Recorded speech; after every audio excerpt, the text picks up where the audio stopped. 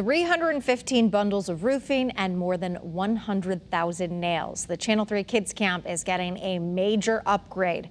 A team from Klaus Larsen Roofing spent the last 2 days replacing the aging roof over the camp's main building. The project, which would normally cost more than $80,000, is being done for free.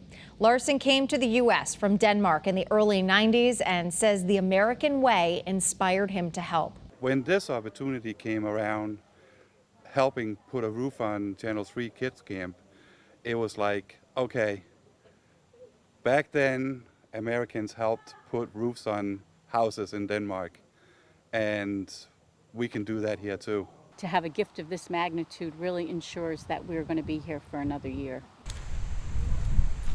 Klaus has done this time and time again. He is just so generous. He really is. After replacing the shingles, skylights, and gutters, Larsen says the original roofing will be recycled into asphalt.